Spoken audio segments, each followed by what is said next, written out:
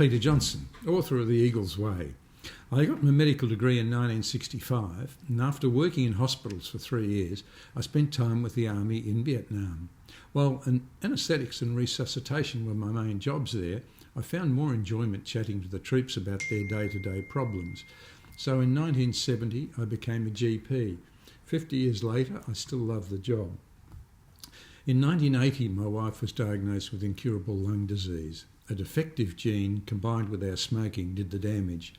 Medicine had nothing to offer for her, so we stopped smoking and started looking for alternative options. It was such a confusing area to research. There were ancient systems like Ayurveda, Tibetan and traditional Chinese medicine. There were herbs, homeopathics and even more subtle essences. Then there were many psychological therapies, each of which seemed to have some merit. While my wife died in 1987, my quest to understand healthcare never stopped. At the time of her illness, I would have loved to find a book that gave a simplified overview of all forms of healthcare, but there was none. And this is what led me to write The Eagle's Way. My goal has been to provide this in language a reader with no previous knowledge of medicine can understand. While I have used some medical terms, there's a glossary at the back of the book for that. The major insight I learned was the mind-body connection. My medical training had led me to believe mind and body were separate. Psychiatric patients were kept separate from medical and surgical patients. This belief struck a problem when 3 of my patients were healed of incurable diseases with the help of a woman practicing hands-on healing in the same way the early Christians had done. Then the idea that the mind was separate from the body was totally blown away when a 48-year-old man with terminal prostate cancer came to see me because he'd heard I was encouraging meditation for cancer pain.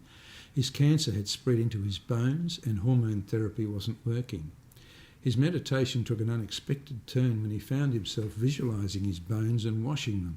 To my amazement, after 4 months, a follow-up bone scan was normal. His bony metastases had disappeared. The mind-body-spirit connection was the most important discovery of my life. It also helped me gain an overall insight as to how all healthcare systems work. I realised that the principal medical treatments, surgery, medications and radiotherapy all work by fighting disease. On the other hand, most alternative approaches don't fight disease. I've described 140 of them in The Eagle's Way. They aim to support the client's metabolic and immune systems. Holistic healthcare, sometimes called integrative medicine, embraces both alternative and conventional approaches. Its aim is to treat the whole person, body, mind, emotions and spirit. The words heal, health and whole have the same origin. Healing is about restoring one to wholeness, because in illness something's missing. The subtitle of the book stresses the importance of love in healthcare.